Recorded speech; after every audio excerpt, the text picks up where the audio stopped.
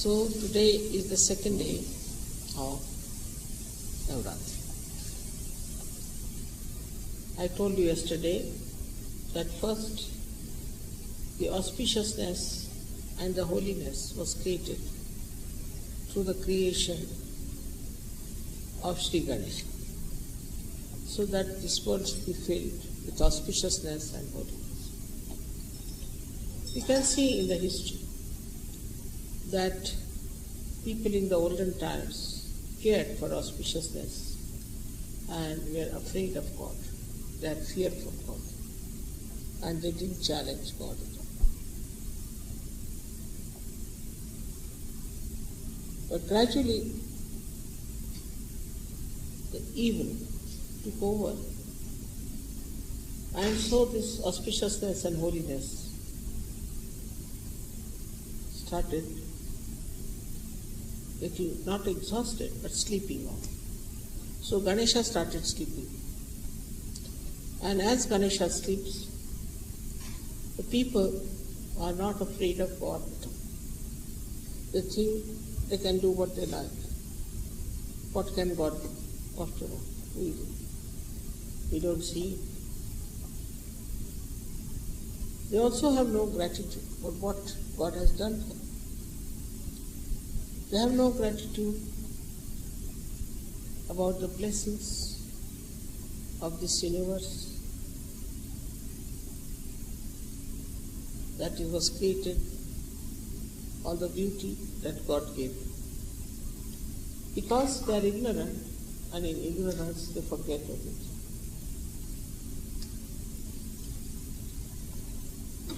Now the problem started more when Ganesha started sleeping.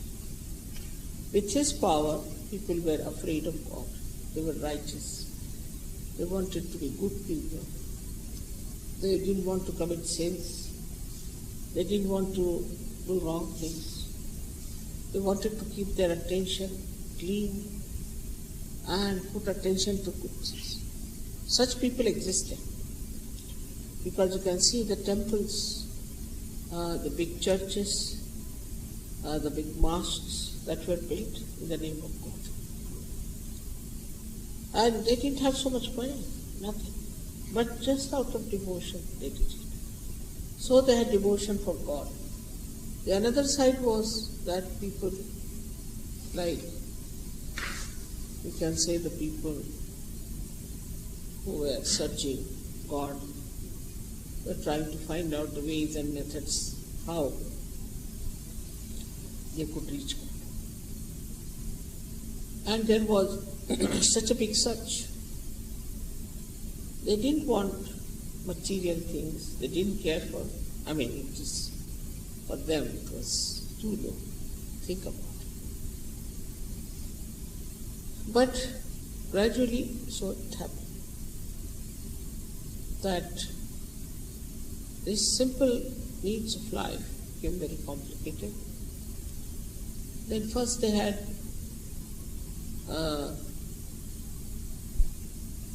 started to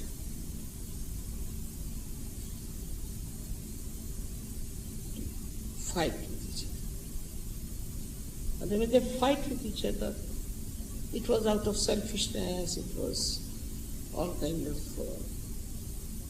uncollective temperament that they developed. Maybe food, maybe some material thing. All these things started crawling up into their ignorance. As a result, they became very blind, and gradually they became subhuman, barbaric. So the second phase started where just after the vegetation and everything was created, the fire of the Mother Earth started coming up as an anger for these animals that they grew up. Also were very, very dangerous time and were troublesome. who were in the evolutionary process were very big sized things, but not intelligent, extremely cruel and big sized animals. All these evolutionary process started, but before that only the Mother Earth's fire started burning the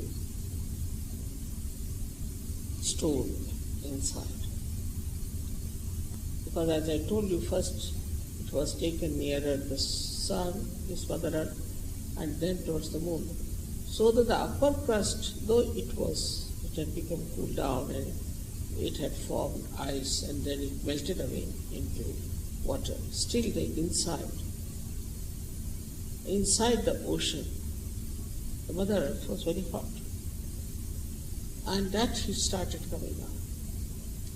And when this heat started coming out, it burnt many trees and many stones. It burned. With that burning, carbon was formed.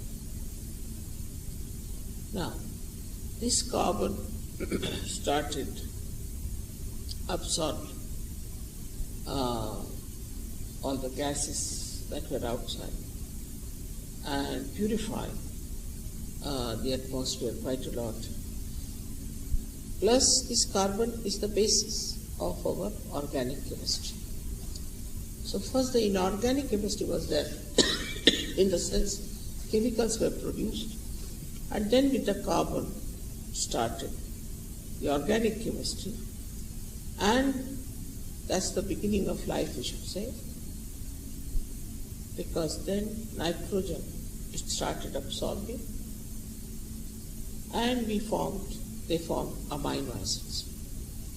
These amino acids are the basis of life. So that is how the life started. But the first life grew in the bottom.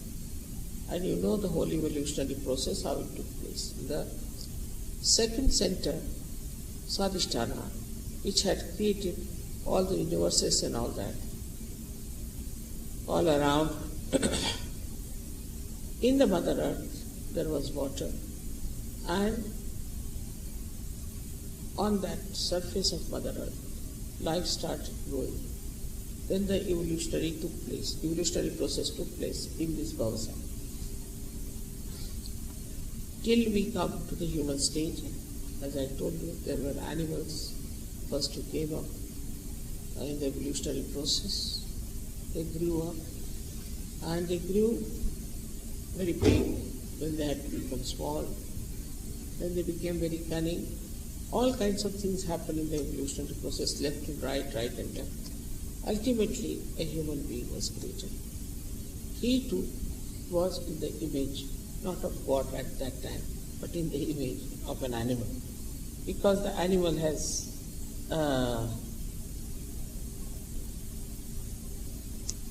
he has come from the animal stage. But God created man into the image of himself. In the sense, out of these barbaric models, we call them half man, half this thing. Like you can say the monkeys becoming man.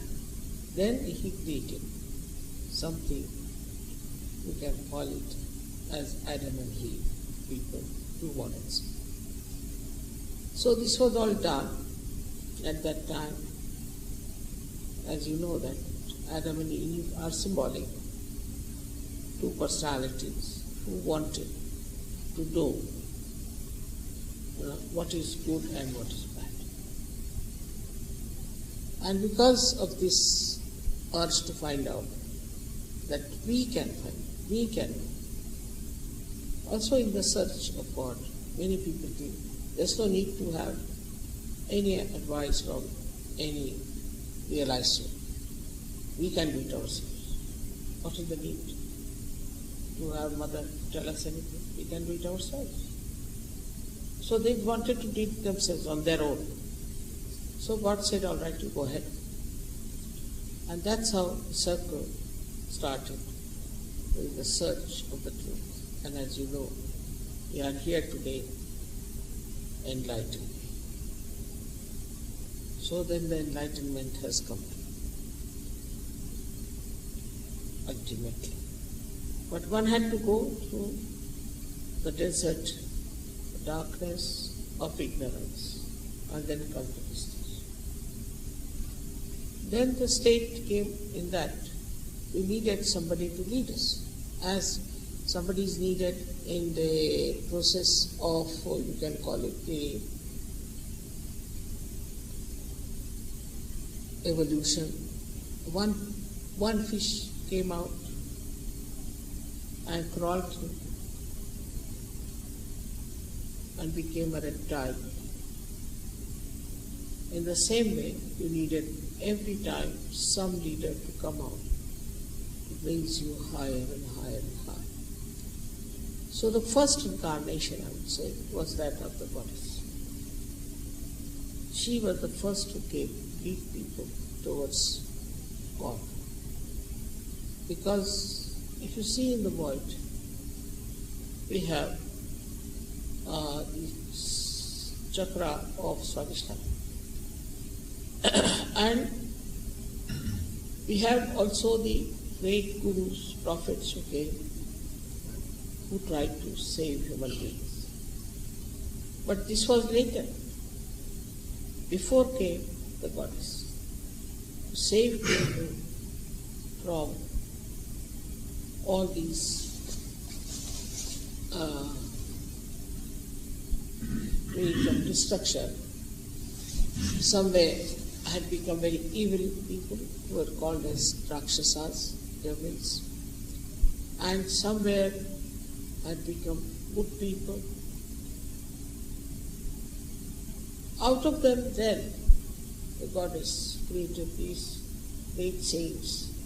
They worshipped the mother and they became great saints. They became incarnations of saintliness. So the first incarnation that ever came was that of the goddess. And this is on the second yuga that we can call Shri.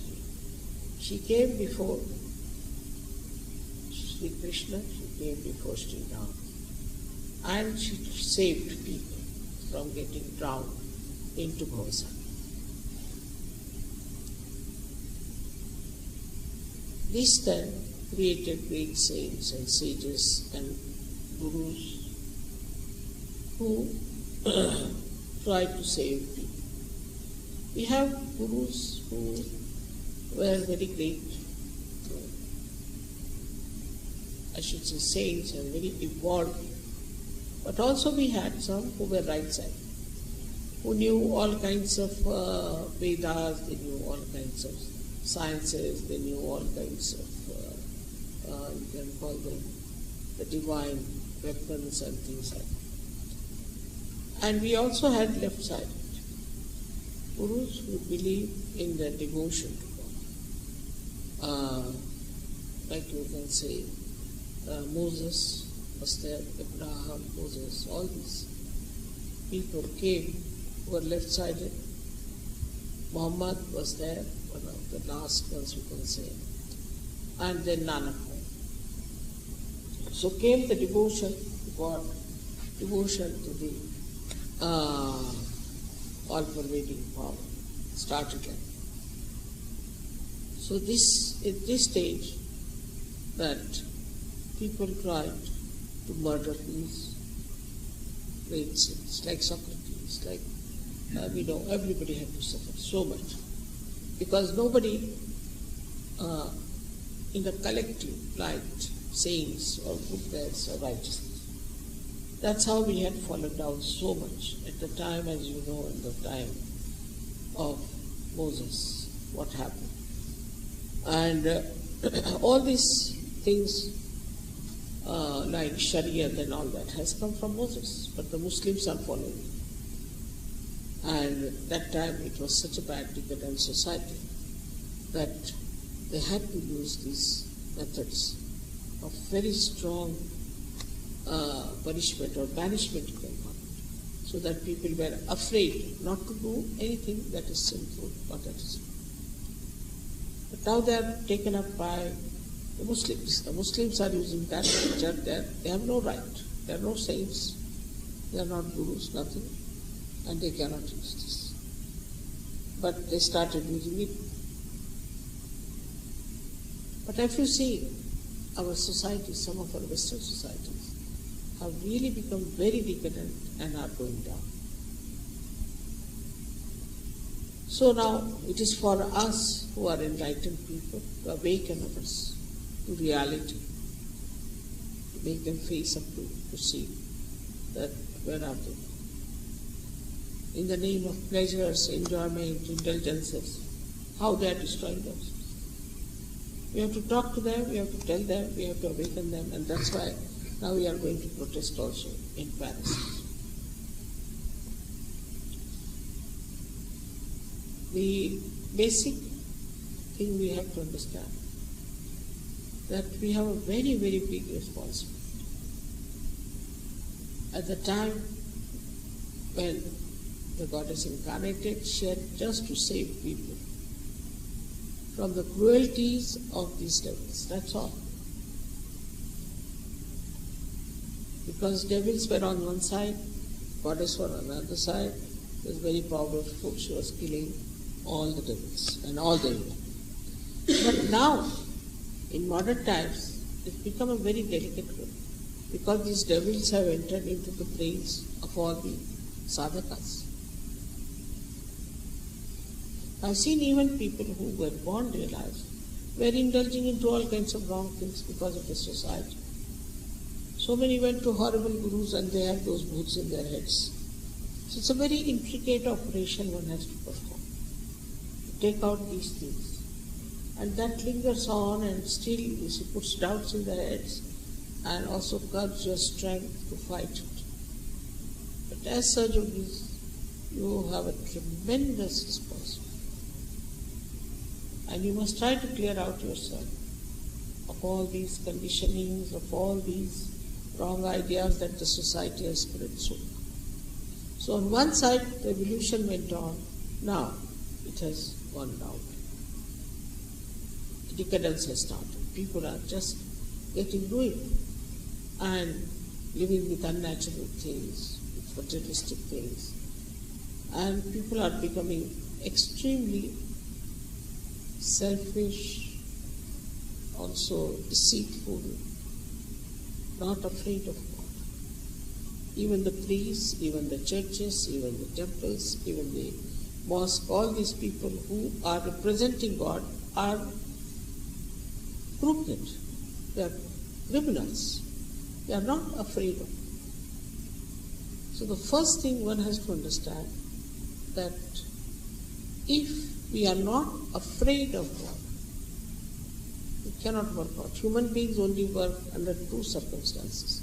One, either fear, either there should be fear or there should be some temptation. Otherwise nothing can work out.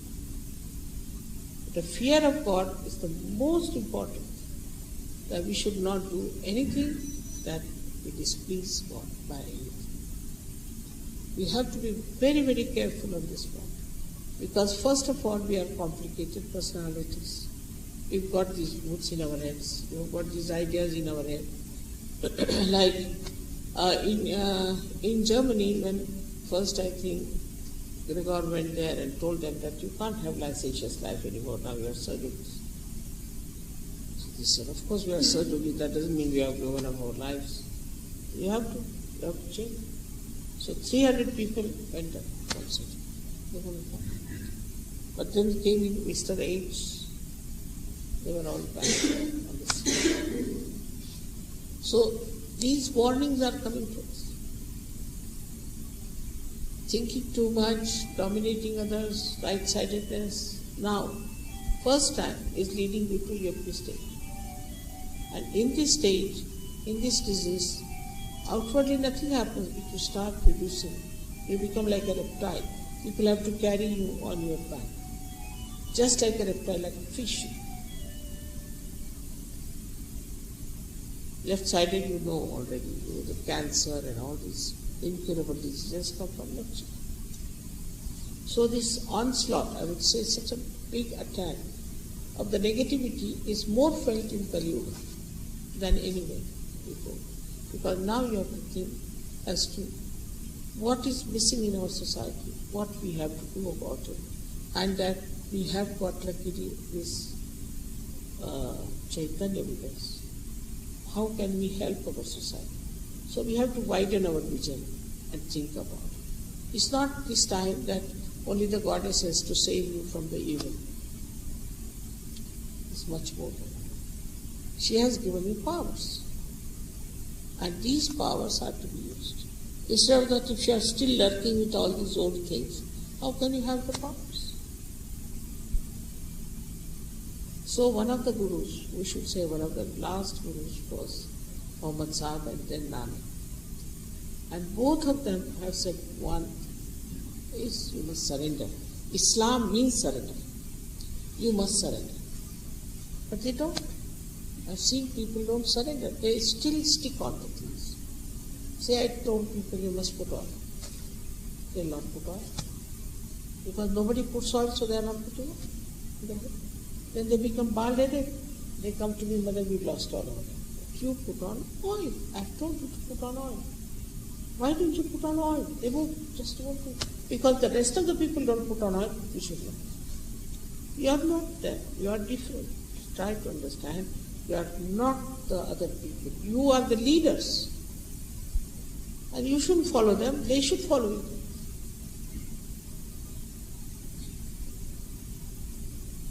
Instead of that, you are following all the general opinion of the people and you want to live like that.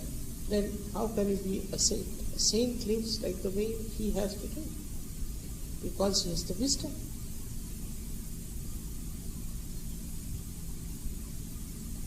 And that is what you have to understand, that all these ideas have gone into our head and it's a very delicate operation for you.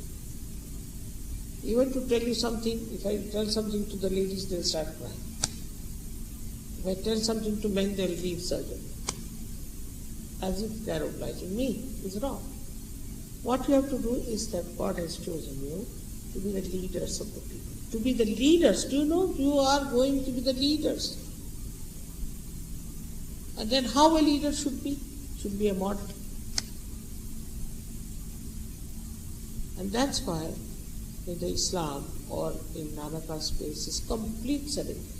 What you surrender is nothing but this ego, this conditioning, this nonsensical ideas. And that you have to surrender. That's very important and surprising how Muhammad Sahib has surrendered, that Islam is to surrender, must be the reason he must be knowing that now ego is going to overpower the left side.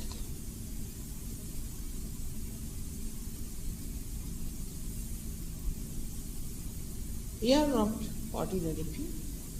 How many people know how to raise Kundalini? But still I see people do not know on the feet where are the chakras are there. Simple things they don't know. I don't know what time, where they spend their time, what do they talk. The other day I asked these Indian girls, what are the stones that are for all this? They didn't know. I'm surprised. None of them knew. They are Indians. I thought they should know all that. It's all there. But they don't know. I don't know what they morning till evening they are talking. What do they talk? You should find out. It's all I've said it. It's all in the this thing, what you call this, on the tape. Finished. This knowledge should be in your brain and the vibration should be in your hearts. So Navaratri is a big preparation. We have to know that the knowledge of SahajaYoga has to come into us. Otherwise, why will people think that you are saints? Nobody is going to believe you that you are saints in your behavior, in your knowledge, in your dealings with others. Everything a SahajaYogi should be something outstanding.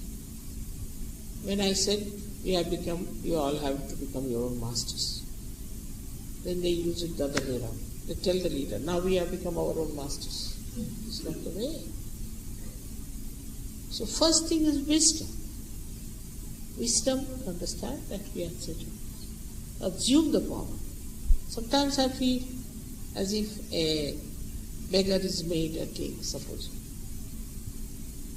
Still he doesn't assume his position. Anybody coming, he says, can you give me 1 penny? Though he's a king. Something like that. Now you have become the leaders of the world, all over the world. And this is something to be assumed and felt. It's not ego, it's reality. Because once you know that it is reality, you immediately change yourself. Immediately you will think that, now what are we doing? How much do we know? We have the leaders, the responsibilities are ours. If that is understood, you will be surprised that nothing is needed to work out your cleansing. Just automatically it will work. That's my blessings to you. Absolutely. But you must feel that I have to be all right. You have to feel. The situation becomes helpless for me sometimes. If I tell something to somebody, they start crying. Or they run away from surgery. So what am I to do? Should I leave you at the same stage as it is? Now to save you from evil is not the same as to fight Mahishasura or Narakasura, not that. The Narakasura has also gone to your head and Mahishasura has also gone to your head. So the only thing one has to do is to understand there is this one in me. I'll ask that to get out. Once you work it out that way, you are doing Navaratri itself. You have got powers, you have knowledge, you know, you can feel it. Just take out all these conditions. We are something different. We are not ordinary people.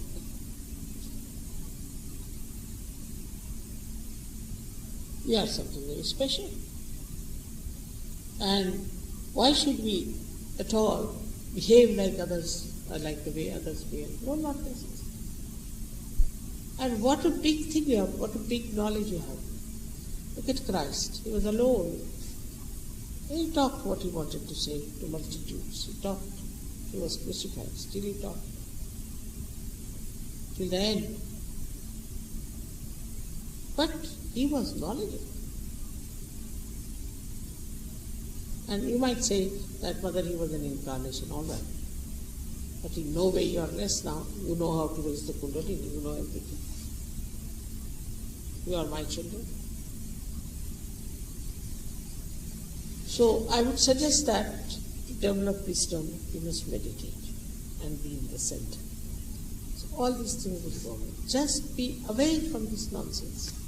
In what atmosphere we live, what we do. It's not important. We have to know that we are something exceptional. All the Ganahas, all the angels are just waiting